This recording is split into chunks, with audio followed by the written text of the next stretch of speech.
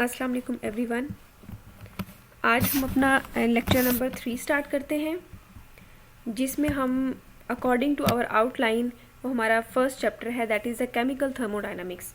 और ये इस बुक के अकॉर्डिंग जो है ये चैप्टर नंबर 2 है। सबसे पहले हम इसमें देखेंगे थर्मोडायनामिक्स क्या है। Thermodynamics is a branch of physical chemistry that is concerned with the study of transformation of energy and in particular the transformation of heat into work and vice versa. Thermodynamics actually जो है chemistry की वो branch है, physical chemistry की वो branch है जिसमें हम इनर्जी की ट्रांसफॉर्मेशन को स्टडी करते हैं कि एनर्जी जो है, एनर्जी के ट्रांसफॉर्मेशन के दो मोड्स हैं।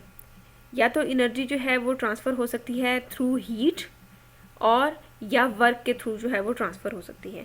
तो वर्क जो है वो हीट में चेंज होता है और हीट जो है वो वर्क में ट्रांसफ़र होती है। तो these are the two modes of transfer of energy, और इसको हम स्टडी करते हैं इन थर्मोडायनामिक्स के अंदर। Okay, there are two types of thermodynamics. First is the classical thermodynamics and second one is the statistical thermodynamics. Classical thermodynamics concerns the relationship between bulk properties of matter, कि ये वो thermodynamics की branch है जिसमें हम energy की transformation को study करते हैं इन बल्क में। कि हमारे पास मैक्रोस्कोपिक लेवल पे जो मैटर है हम उसमें एनर्जी की ट्रांसफॉर्मेशन को स्टडी करते हैं। Nothing is examined at atomic और मॉलिक्यूलर लेवल। हम एटॉमिक और मॉलिक्यूलर लेवल पे जाके नहीं देखते कि एनर्जी जो है वो कैसे एटॉमिक लेवल पे शिफ्ट होती है। जबकि इसके ऑपोजिट है statistical thermodynamics, that explains the bulk properties at atomic and molecular level, जो कि एटम और मॉलिक्यूलर लेवल पे जाके देखती है कि एक एटम से जो एनर्जी है वो कैसे ट्रांसफ़र होती है इनटू अदर एटम्स, और मॉलिक्यूल से मॉलिक्यूल में कैसे ट्रांसफ़र होती है, और उनके एनर्जी लेवल्स में क्या क्या डिफरेंसेस आते हैं, कैसे उनके इलेक्ट्रॉन्स की एक्साइटेशंस और डीक्साइटेशंस वगैरह की वजह से एनर्जी जो है वो ट्रांसफ़र होती है। तो ये हम डील करते हैं इन स्टैटिस्टिकल थर्मोडायनामिक्स के अंदर। Okay, next another definition, thermochemistry is the branch that deals with the heat output of a chemical reaction. Thermochemistry chemistry की वो ब्रांच है जिसमें हम हीट आउटपुट को स्टडी करते हैं जो कि किसी भी केमिकल रिएक्शन के नतीजे में बनती है। अगर फॉर एग्जांपल एक केमिकल रिएक्शन हो रहा है तो उसके नतीजे में जो हीट हमें मिलती है, if that is a endothermic exothermic reaction जिसमें हीट रिलीज होती है, तो वो उस केमिकल रिएक्शन के नतीजे में जो हीट निकल रही है उसकी स्टडी को हम क्या करते हैं, थर्मोकेमिस्ट्री में डील करते हैं। ओके,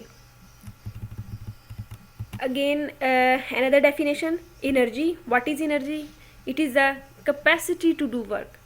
किसी भी सिस्टम की या किसी भी चीज़ की कैपेसिटी के वो वर्क कर सके, that is the energy. And work is done to achieve motion against an opposing force। कोई भी फोर्स है उसके ऑपोजिट जो भी काम होता है, उसके अपोजिंग जो भी फोर्स है वो हमारे पास क्या होगी, वर्क है। ठीक है, ये सारी चीज़ें हम work and energy and heat की हम सारे इसी चैप्टर के अंदर अगेन एंड अगेन पढ़ेंगे। ठीक है जी, नेक्स्ट है system and surroundings. A system is the part of the world in which we have a special interest. System वो यूनिवर्स का पार्ट है जो कि अंडर ऑब्जर्वेशन होता है, जिसको हम स्टडी कर रहे होते हैं, that is the system. And the surroundings are where we make our observations. और सराउंडिंग्स वो पार्ट हैं जहाँ पे हम सिस्टम को स्टडी कर रहे होते हैं। System is not the part of surrounding. ये आपको क्लियर होगा ये फिगर 2.1 से। अब इसमें देखें, ये एक हमारे पास एक कंटेनर है, ठीक है जी, ये एक समझे वाटर बाथ है, ये वाटर है, ये जो सिस्टम है सारा, ये चीज़, ये येलो पोर्शन, ये हमारी सराउंडिंग है उस, और सिस्टम क्या है, ये जो इस फ्लास्क के अंदर है जिसके अंदर कोई ना कोई केमिकल रिएक्शन हो रहा है। ठीक है, ये हमारा सिस्टम है, और इसके अराउंड जो पार्ट है दैट इज़ द सराउंडिंग, और इसके अराउंड जो सराउंडिंग के जो अराउंड पार्ट है ये बिल्कुल उसके बाहर है जो कि इन कॉन्टैक्ट है, दैट इज़ द यूनिवर्स। ठीक है जी, we need to distinguish between 3 types of systems. System जो है वो 3 तरह के होते हैं. First one is the an open system. ठीक है, ओपन सिस्टम कौन सा होता है? That can exchange both energy and matter with its surrounding. वो वाला सिस्टम जिसमें energy as well as matter surrounding के साथ एक्सचेंज हो सकता है, मतलब सिस्टम से निकल कर सराउंडिंग में आ सकता है और सराउंडिंग से हीट एनर्जी या मैटर जो है वो सिस्टम में जा सकता है. That is called the open system. Closed system कौन सा है? That can exchange only energy not matter with its surrounding. Close वो सिस्टम है जो कि क्लोज है, उसमें से एनर्जी तो ट्रांसफ़र हो सकती है सराउंडिंग के साथ, लेकिन जो मैटर है, मैटर का मतलब वो जो चीज़ उसके अंदर प्रेजेंट है, ठीक है, सैंपल, वो ट्रांसफ़र नहीं हो सकता. एन आइसोलेटेड सिस्टम क्या है? That can exchange neither matter nor energy with its surrounding. जिसमें से ना तो एनर्जी जो है वो इन एंड आउट हो सकती है, ना ही मैटर इन एंड आउट हो सकता है. और ये हम एक्सप्लेन करेंगे विद दी फिगर नंबर 2.2. ये है जी हमारे पास 3 टाइप्स ऑफ सिस्टम्स, जिसमें हम देखते हैं ये फिगर 2.2. ये भी आप लोगों ने, इसको मैंने हाईलाइट कर दी है, तो ये आप लोगों ने करनी है. ये पहला है जी हमारे पास ओपन सिस्टम. ठीक है, ये देखें, ये सिलेंडर है, इसमें ये एक मटेरियल है, कोई भी आप लेट सपोज वाटर है, ठीक है, सोल्यूशन है किसी चीज़ का, और ये ओपन है बिल्कुल. जैसे ही लेट सपोज हम इसको हीट करना शुरू कर देंगे तो यहाँ से क्या होगा, इसके वेपर्स बनेंगे और ये इवेपोरेट होता रहेगा. ये मटेरियल, ये सोल्यूशन जो है, अगर ये वाटर है तो ये इवेपोरेट होता रहेगा. इसका मतलब है कि जो ओपन हम इसे किस लिए कह रहे हैं, क्योंकि इसमें से मैटर भी सराउंडिंग में जा सकता है और जो हीट है वो भी सराउंडिंग में जा सकती है, ट्रांसफ़र हो सकती है. तो ये क्या होगा, ओपन सिस्टम. इसके सेकंड जो सिस्टम है वो क्लोज सिस्टम है. इसको हमने ऊपर से इसी सिस्टम को क्लोज कर दें तो ये हमारे पास हो जाएगा क्लोज सिस्टम, क्योंकि इसमें एनर्जी तो ट्रांसफ़र हो सकती है via this wall of this cylinder, लेकिन मैटर ट्रांसफ़र नहीं हो सकता, क्योंकि हमने ऊपर से लिड को क्लोज कर दिया है. तो अब अगर इसके वेपर्स बनेंगे भी तो वो इसके अंदर ही रहेंगे, वो बाहर नहीं जा सकते. ठीक है, तो ये हो गया क्लोज सिस्टम. और थर्ड सिस्टम क्या है, आइसोलेटेड सिस्टम, जिसके अंदर क्या होता है, इसको हमने आइसोलेट कर दिया है सराउंडिंग से. ठीक है, ये कोई भी आप कह सकते हैं कि इंसुलेटिंग जैकेट हमने इसके अराउंड जो है वो लगा दी है.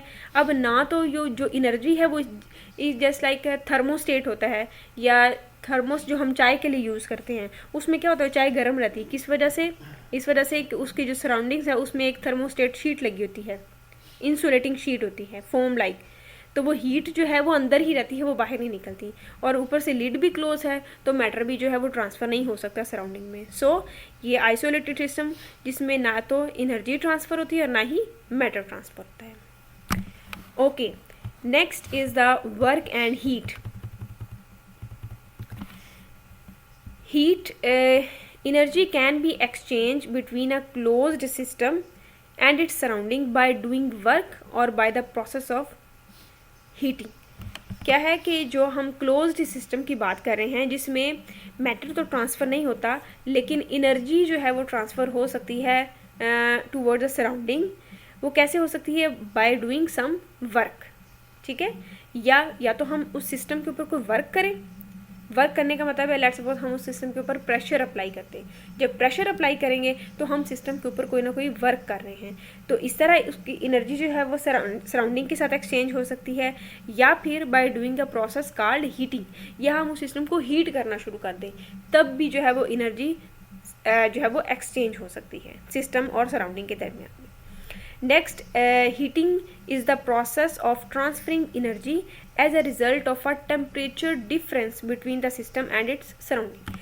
जब भी हम किसी सिस्टम को हीट करते हैं, ठीक है, तो हम कहते हैं कि हीटिंग करने से जो सिस्टम है उसका टेम्परेचर इंक्रीज़ हो गया है.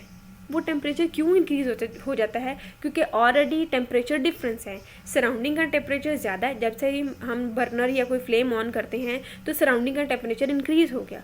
लेकिन अब सोल्यूशन उसके ऊपर रखा हमने गर्म करने के लिए, तो सोल्यूशन का जो टेम्परेचर है वो पहले कम है. तो due to the difference in temperature surrounding से हीट जो है वो सिस्टम के अंदर ट्रांसफ़र हो जाती है. ठीक है जी. Work and heat are the modes of transfer of energy, not the forms of energy. जो वर्क और हीट है ये एनर्जी को ट्रांसफ़र करने के ज़रिए हैं, तरीके हैं, लेकिन ये एनर्जी की फॉर्म्स नहीं हैं। ये हम ऑलरेडी भी डिस्कस कर चुके हैं।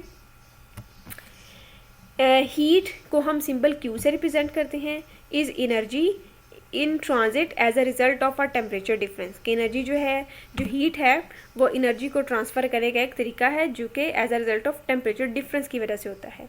And temperature T is an intensive property that is used to define the state of a system and determines the direction in which the energy flows as a heat। और temperature क्या है, किसी भी system की intensive property है, ठीक है।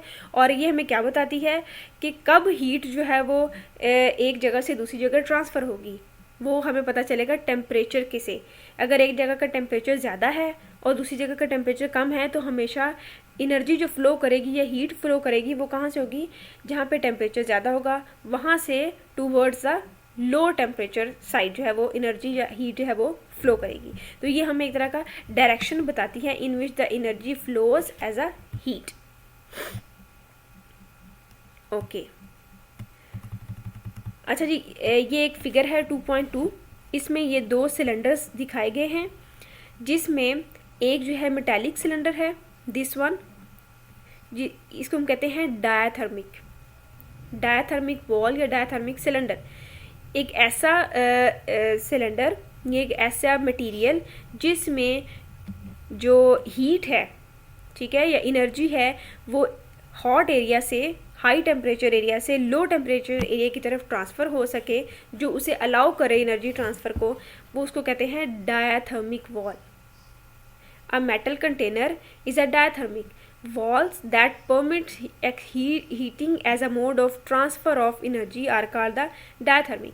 Let's suppose हम ये एक रॉड टाइप आप इसको सिलेंडर ले लें कि अगर हम इसको एक साइड से हीट करना शुरू करें, उसका टेम्परेचर बढ़ जाए, तो with the passage of time अगर वो एनर्जी ट्रांसफ़र होते हुए दूसरी साइड के तक भी चली जाए और उसको भी हीट अप कर दे, इसका मतलब है कि ये जो मटेरियल होगा ये क्या होगा, डायाथर्मिक, कि ये अलाउ करता है एक जगह से एनर्जी ट्रांसफ़र को दूसरी साइड पे, ठीक है। अब इसके ऑपोजिट होता है adiabatic wall, that does not allow even if there is a temperature difference across a wall. अब देखें, इसमें भी अगर टेम्परेचर डिफरेंस है तो ये जो मटीरियल अगर हमने, ये जो मटीरियल है ये एडियाबैटिक है इन नेचर, जो कि अलाउ नहीं करता हीट को इस जगह से दूसरी जगह ट्रांसफ़र होने के लिए।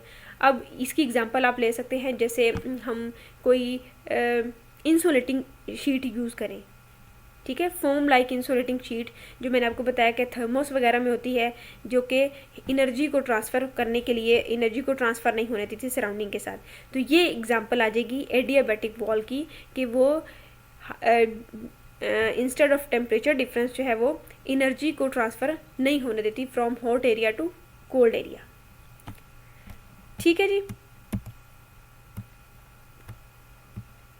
Okay, next further there are two types of processes, you already know, first one is the exothermic reaction or exothermic process, and other one is the endothermic process। A process in a system that releases energy as a heat is called the exothermic process, ठीक है। अगर किसी भी system के अंदर कोई ऐसा reaction हो रहा है जिसमें एनर्जी रिलीज़ हो रही है, एनर्जी सिस्टम से आउट हो रही है, तो उस प्रोसेस को हम कहेंगे एक्सोथर्मिक प्रोसेस और exothermic reaction. And in opposite a process in a system that absorb energy as a heat is called endothermic process, ठीक है, जिसमें एनर्जी जो हम सिस्टम के अंदर एंटर करें, मतलब उस सिस्टम उस रिएक्शन को करने के लिए हमें हीटिंग प्रोवाइड करनी पड़े, तो ऐसे रिएक्शन या ऐसे प्रोसेसेस होते हैं endothermic processes. And exothermic reaction की एग्जांपल है, best example is a combustion of an organic compound. किसी भी ऑर्गेनिक कंपाउंड की अगर हम कंबस्शन करें, ठीक है, वो तो उस कंबस्शन के लिए हमें क्या चाहिए होती है, उसको ऑक्सीजन रिक्वायर होती है टू फॉर बर्निंग, फॉर उसको फायर करने के लिए, ठीक है। तो और जब हम ऑक्सीजन बर्न होती है तो एज अ रिजल्ट है वो हीट प्रोड्यूस होती है, तो वो सराउंडिंग में आती है, तो दैट्स वाई ये रिएक्शन हमारे पास क्या होगा, एक्सोथर्मिक रिएक्शन। ठीक है। और एंडोथर्मिक रिएक्शन जिसमें एनर्जी जो है वो रिक्वायर होती है, उस प्रोसेस को करने के लिए एनर्जी हम खुद सिस्टम में एंटर करते हैं, ठीक है। और इसकी एग्जांपल है dissolution of ammonium nitrate in the water. जब हम इसको अमोनियम नाइट्रेट को वाटर में डिज़ोल्व करते हैं तो ये खुद ब खुद डिज़ोल्व नहीं होता, बल्कि ये क्या होता है, हम उसको हीट अप करना पड़ता है ताकि वो जो है वो सिस्टम वो उसके अंदर डिज़ोल्व हो सके वाटर। तो ये एग्जांपल है एंडोथर्मिक प्रोसेस की, ठीक है। आपने इसमें जो हाईलाइटेड पोर्शन है जस्ट वो ही आपने इसमें देखना है। अच्छा जी, नेक्स्ट है द मेजरमेंट ऑफ वर्क के नॉर्मली हमारे पास वर्क जो है उसको मेजर करने का फॉर्मूला है W, इसको W से रिप्रेजेंट करते हैं, work is equal to mgh, ठीक है। M stands for the mass, G is the acceleration and G is basically the gravitational acceleration. Its value is 9.81 meters per second square and H is the height जो कि position को represent करता है, ठीक है। ये जनरल फार्मूला है work का, mgh। इसके मुकाबले में अगर हम केमिस्ट्री में डील करते हैं तो केमिस्ट्री में जो वर्क के लिए फार्मूला यूज़ करते हैं वो होता है W is equal to minus P into delta V। P stands for external pressure and delta V is the difference in the volume, कि वॉल्यूम जो है वो कैसे चेंज होता है। तो ये हमारे पास वर्क का फार्मूला हम फर्दर आगे न्यूमेरिकल्स वगैरह में यूज़ करेंगे। W is equal to minus P into delta V। ये सिर्फ केमिस्ट्री के लिए हम यूज़ करते हैं। जब हम सिस्टम एंड सराउंडिंग की बात करते हैं तो उसमें ये फार्मूला यूज़ होता है। अच्छा जी, ये फिगर एक 2.8 है, इसमें साइन कन्वेंशंस दिए गए हैं। W यानी work and Q heat are positive, मतलब उनके साइन जो है वो पॉजिटिव होंगे।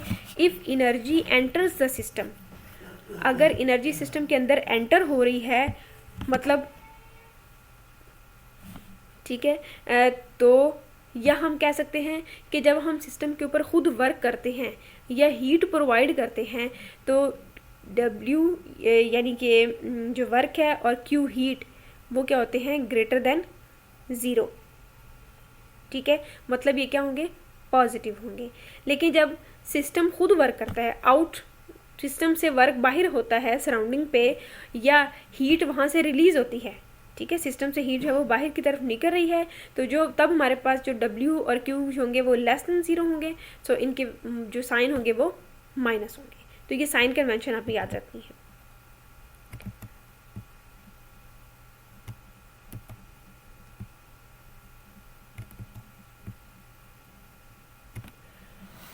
अच्छा जी, next is the measurement of heat, कि हीट जो है जो सिस्टम के अंदर एंटर हो रही है या सिस्टम से निकल रही है, उसको अगर हमने मेजर करना है तो वो कैसे करेंगे। For a specified energy Q is a heat transferred by heating, the size of the resulting temperature change delta T depends on the heat capacity of the substance. मतलब ये है कि अगर हम किसी सिस्टम को हीट करते हैं, ठीक है, तो उस सिस्टम के अंदर कितनी एनर्जी जो है वो ट्रांसफ़र हो रही है वो हमें पता चलेगा due to by the difference of temperature, जो कि हमारे पास होगा डेल्टा T, ठीक है। एंड डिपेंड, ये फर्स्ट है। सेकंड, वो डिपेंड करता है कि जो हीट कैपेसिटी है उस सब्सटेंस की वो कितनी है। अब हीट कैपेसिटी को हम डिफाइन कैसे करेंगे। हीट कैपेसिटी को हम कैपिटल C सिंबल से रिप्रेजेंट करते हैं and it is equal to Q divided by delta T। Q is energy supplied as a heat, ठीक है, ये हीट को रिप्रेजेंट कर रहा है Q, and delta T is a change in temperature. ये हमारे पास है हीट कैपेसिटी की जो है फॉर्मूला। ओके, हीट कैपेसिटी क्या है, the amount of heat to be supplied to a given mass of a material to produce a unit change in its temperature।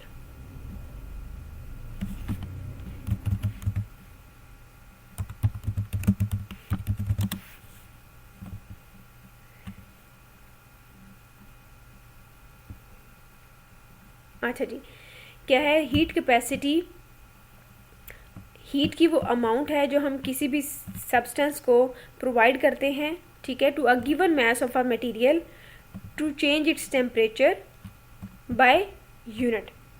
ठीक है, हम उसमें लेट्स सपोज मिसाल के तौर पर हम ये कह सकते हैं कि ये हीट की वो अमाउंट है जो हम एक स्पेसिफिक मैस को देते हैं ताकि उसका टेम्परेचर 1 डिग्री इंक्रीज़ हो सके या 1 केल्विन इंक्रीज़ हो सके। उस अमाउंट ऑफ हीट को कहते हैं हीट कैपेसिटी, और इसको कैपिटल सिंबल C से रिप्रेजेंट करते हैं, which is equal to the Q divided by delta T। इसका मतलब है कि ये हीट कैपेसिटी डिपेंड कर रही है किसके ऊपर, जो हीट हम सप्लाई कर रहे हैं प्लस डिफरेंस ऑफ टेम्परेचर, कि मतलब पहले उसका टेम्परेचर कितना था और जो इनिशियल और फाइनल टेम्परेचर पे डिपेंड करता है। ठीक है, अगर हम इसमें से Q को सेपरेट करें तो ये किसके इक्वल होगी, Q is equal to C into delta T।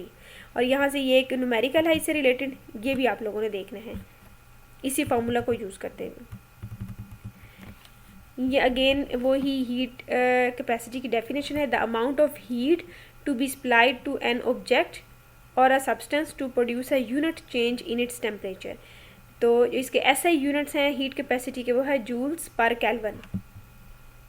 ठीक है, जो टेम्परेचर हम ले रहे हैं वो किस में है, केल्विन में, और जो हम हीट सप्लाई कर रहे हैं वो जूल में है। Heat capacity is an extensive property of a system. Extensive property कौन सी होती है, a property that depends on the amount of the substance in the sample, कि उस सब्सटेंस की जितनी हम अमाउंट लेंगे वो मतलब उसमें कोई भी प्रॉपर्टी जो चेंज आ रहा है वो उसकी अमाउंट ऑफ सब्सटेंस पे डिपेंड करे। तो ऐसी प्रॉपर्टी को हम कहते हैं एक्सटेंसिव प्रॉपर्टी। ठीक है, इसके ऑपोजिट होती है इंटेंसिव प्रॉपर्टी, जो कि चेंज हो और वो उसकी अमाउंट ऑफ सब्सटेंस पे डिपेंड ना करती हो, ऐसी प्रॉपर्टी को कहते हैं इंटेंसिव। यहाँ पे बात हो रही हीट कैपेसिटी जो कि एक एक्सटेंसिव प्रॉपर्टी है। फॉर एग्जांपल, अगर हम 2 kg ऑफ आयरन लें, has twice the heat capacity of 1 kilogram of iron. ठीक है, कि अगर हम 2 किलोग्राम आयरन लें, उसकी जो हीट कैपेसिटी होगी वो 1 किलोग्राम ऑफ आयरन से ज़्यादा होगी। क्यों, क्योंकि जो हीट कैपेसिटी है वो अमाउंट ऑफ सब्सटेंस पे डिपेंड करी, और अमाउंट यहाँ पे क्या है 1 किलोग्राम और वहाँ पे है 2 किलोग्राम। तो जैसे जैसे अमाउंट बढ़ाते जाएंगे वैसे वैसे हीट कैपेसिटी भी बढ़ती जाएगी। So twice as much heat is required to raise its temperature by a given amount. इसी तरह अगर 3 किलोग्राम आयरन होगा तो उसकी जो हीट कैपेसिटी होगी वो 3 टाइम्स हो जाएगी। इंस्टेड ऑफ हीट कैपेसिटी हम यहाँ पे यूज़ करते हैं specific heat capacity. Specific heat capacity क्या होती है, जो कि एक इंटेंसिव प्रॉपर्टी है और वो अमाउंट ऑफ सब्सटेंस पे डिपेंड नहीं करती। ठीक है, यह है intensive property, a property that is independent of the amount of the substance. अब हम आप यहाँ पे वो यूज़ करेंगे, उसको हम कहते हैं स्पेसिफिक हीट कैपेसिटी। वो किसके इक्वल है, इसको CS सिंबल से रिप्रेजेंट करेंगे, द हीट कैपेसिटी, ठीक है, divided by the mass of the sample. जितना सैंपल का मास है उससे डिवाइड कर देंगे हीट कैपेसिटी को, तो वो हमारे पास आ जाएगी स्पेसिफिक हीट कैपेसिटी। ठीक है, C divided by M in joules per kelvin per gram. अगर हम मास हम ग्राम में ले रहे हैं तो पर ग्राम आ जाएगा, अगर किलोग्राम में ले रहे हैं तो पर किलोग्राम आ जाएगा। मतलब ये है कि आप ये कह लें कि हमें यूनिट 1 ग्राम मास का टेम्परेचर 1 केल्विन इंक्रीज़ करने के लिए जितनी हीट चाहिए उसको कहते हैं स्पेसिफिक हीट कैपेसिटी। अब मोलर हीट कैपेसिटी, जो कि 1 मोल अमाउंट ऑफ सब्सटेंस का टेम्परेचर 1 केल्विन इंक्रीज़ करने के लिए रिक्वायर होगी, उसको कहते हैं मोलर हीट कैपेसिटी। इसको CM से रिप्रेजेंट करेंगे। द हीट कैपेसिटी, जो कि हमने यहाँ पे स्टार्ट में पढ़ी है, divided by the amount of substance in moles में। पहले हमने ली थी स्पेसिफिक हीट कैपेसिटी में ग्राम्स में मास लेंगे, जबकि मोलर हीट कैपेसिटी में जो हम मास लेते हैं वो इन मोल्स में लेते हैं। तो इसका यूनिट हो जाएंगे जूल पर केल्विन पर मोल। ओके, अच्छा जी, हीट कैपेसिटी हम 2 तरह से रिप्रेजेंट कर सकते हैं। एक है जी heat capacity at constant pressure, जिसको हम रिप्रेजेंट करते हैं विद CP। अगर हीट कैपेसिटी हम मेजर करें एट कांस्टेंट वॉल्यूम तो उसको हम रिप्रेजेंट करते हैं एट CV के साथ। ठीक है, the respective molar values are denoted by CPM। M हम मोलर के रिप्रेजेंट करें और P है एट कांस्टेंट प्रेशर। इसी तरह अगर दूसरी होगी मोलर वैल्यूज कैसे आ जाएंगी, specific heat capacity at constant volume with the molar values. तो ये स्मॉल m जो है वो मोलर वैल्यूज को रिप्रेजेंट कर रहा है।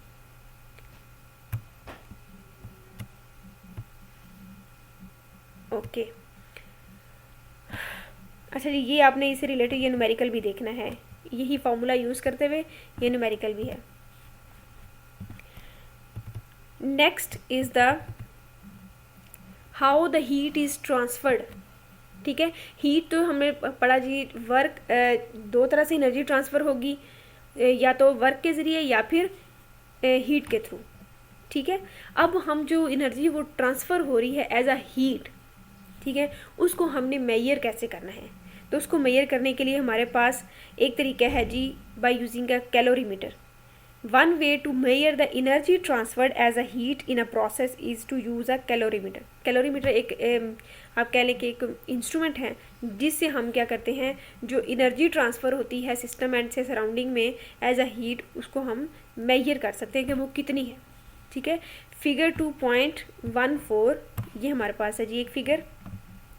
ठीक है, ये हमारे पास एक सिंपल कैलोरीमीटर है जिसमें हम मेजर करते हैं कि एनर्जी जो है वो कैसे ट्रांसफ़र होती है, विच कंसिस्ट ऑफ अच्छा जी, अब यहाँ पे कैलोरीमीटर की कंस्ट्रक्शन है कि ये इसमें क्या क्या चीज़ें मौजूद होती हैं। Which consist of a container in which the reaction और फिजिकल प्रोसेस अकर। ठीक है, वो कंटेनर है इसमें जिसमें रिएक्शन हो रहा होता है, अ थर्मोमीटर, इसके अंदर एक थर्मोमीटर लगा होता है, and a surrounding water bath, और इसको सराउंडिंग वाटर बाथ से हमने कवर किया होता है।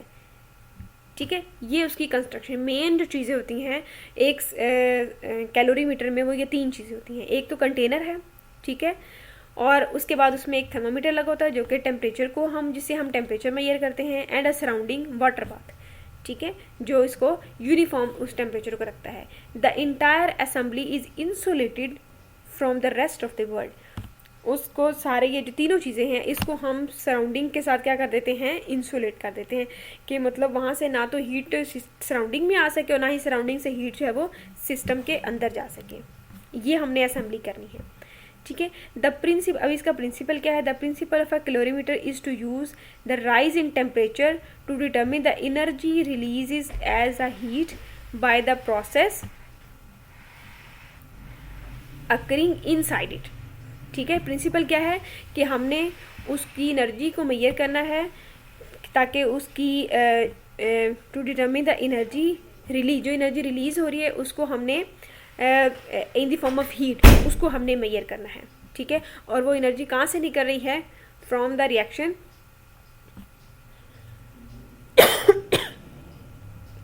That is occurring inside the container.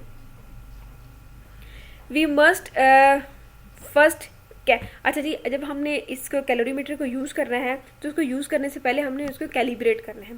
Calibrate करने का मतलब उसको स्टैंडर्डाइज करना है। To calibrate the calorimeter by comparing the observed change in temperature with the change in temperature brought about by the transfer of a known quantity of energy as a heat. हम उसको कैसे calibrate करेंगे कि पहले से हम एक कोई ऐसा उसमें कोई एक सपोज हम उसमें कोई ऐसा रिएक्शन करके देखेंगे जिसका हमें पता है कि इसमें से इतनी अमाउंट ऑफ एनर्जी जो है वो रिलीज़ होती है। ठीक है, तो हम उसको चेक करेंगे, वो रिएक्शन परफॉर्म करके देखेंगे कि क्या ये हमें उतनी ही रीडिंग दे रहा है जितनी इसके लिए ऑलरेडी रिपोर्टेड है। अगर वो हमें उसके लिए उतनी एनर्जी, इतनी ही अमाउंट ऑफ जो एनर्जी है वो provide in the form of heat वो बताए, उतनी रीडिंग बताए, इसका मतलब है कि वो सही है, उसकी कैलिब्रेशन ठीक हो गई है। One procedure is to heat the calorimeter electrically. अब हमने अब जो केमिकल रिएक्शन हमने करना है, ठीक है, अगर वो एंडोथर्मिक है तो उसके लिए हम देखेंगे कि हम उसको हीटिंग जो प्रोवाइड करनी है वो किस तरीके से करनी है। जो एडवांस कैलोरीमीटर है उसमें हम इलेक्ट्रिकली उसको हीट कर सकते हैं। ठीक है, by passing a non current for a measured time through a heater. तो हम उसको हीटर से ये जो है वो इलेक्ट्रिकल हीटर से उसको हीटिंग प्रोवाइड करेंगे फॉर अ स्पेसिफिक टाइम भी रिकॉर्ड होगा, और जितना amount of current in the form of heat in the form of current वो जा रहा है वो भी रिकॉर्ड होगा, and records a rise in temperature. तो हम उसमें जितना टेम्परेचर चेंज होगा वो इलेक्ट्रिकल हीटिंग प्रोवाइड करने से वो भी हम मेजर करेंगे।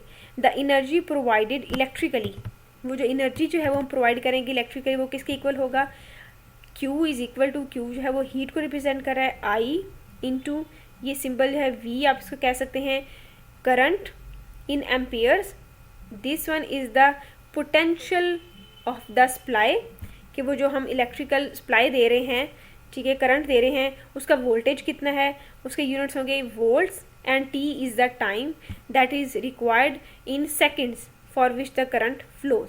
तो ये इतनी अमाउंट ऑफ हीट जो है वो हम सिस्टम को दे रहे हैं, ठीक है, उसकी जो है वो हीट कैपेसिटी चेक करने के लिए। ये एक्चुअली हम उस सिस्टम की हीट कैपेसिटी को चेक कर रहे हैं कि उसका एक यूनिट टेम्परेचर इंक्रीज़ करने के लिए हमें कितनी अमाउंट ऑफ हीट जो है वो उसको देनी पड़ रही है। तो ये हमारे पास हो जाएगा जी, ये है कैलोरीमीटर, जिसे हम किसी भी सिस्टम की किसी भी सब्सटेंस की हीट कैपेसिटी जो है वो कैलकुलेट कर सकते हैं। अब हमारे पास अगर एक दफ़ा हीट कैपेसिटी आ गई तो उसको यूज़ करते हुए हम स्पेसिफिक हीट कैपेसिटी भी फाइंड आउट करेंगे, मोलर हीट कैपेसिटी भी फाइंड आउट कर सकते हैं, ठीक है। इसी तरह कुछ ऐसे एडवांस मोर एडवांस्ड जो कैलोरीमीटर्स है उसमें specific heat capacity at constant volume, जिसको हम CP कह रहे हैं, वो भी कैलकुलेट कर सकते हैं, और specific heat capacity at constant volume, ठीक है, CV को भी हम कैलकुलेट कर सकते हैं।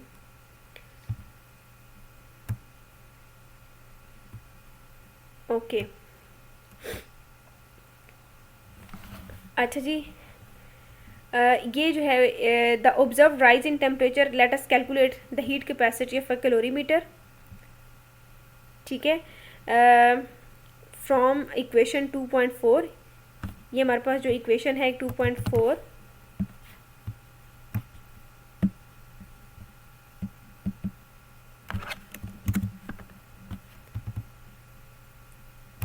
ये जी इक्वेशन है 2.4, ये जिसमें हमने हीट कैपेसिटी को कहा है कि this is equal to C which is equal to Q heat divided by delta T, इसको हम यूज़ कर रहे हैं। अब हमारे पास है जी figure equation 2.4, the observe rise in temperature, let us calculate the heat capacity. जितना यहाँ पे हमारे पास टेम्परेचर आ जाएगा कि इतना टेम्परेचर जो है वो इंक्रीज़ होगा, उससे वो हमारे पास डेल्टा T आ जाएगा, ठीक है, उससे हम कैलकुलेट कर सकते हैं द हीट कैपेसिटी।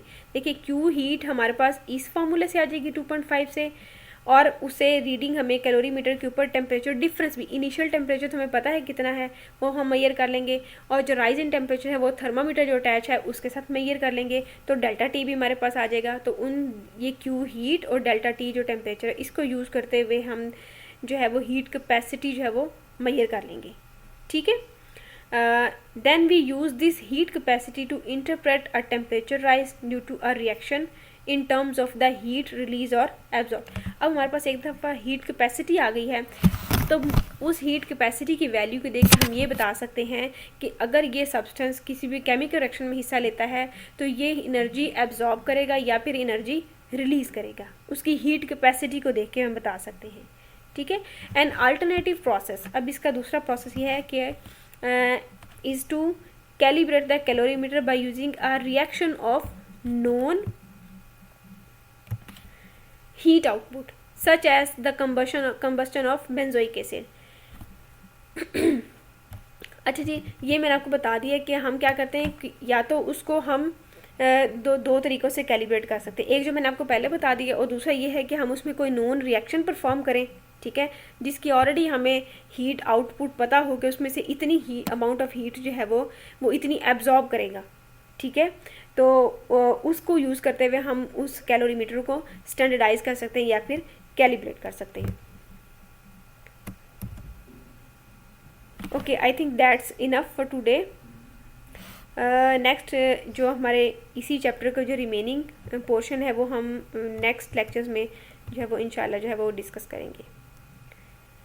अगर आप लोगों के कोई क्वेश्चंस हों तो आप लोग मुझे, मैं आपको व्हाट्सएप यूट्यूब पे ये शेयर कर दूँगी, अपलोड कर दूँगी, तो आपके जो क्वेश्चन है वो आप लोग व्हाट्सएप पे मुझसे पूछ सकते हैं। टिल देन टेक केयर, अल्लाह हाफिज़।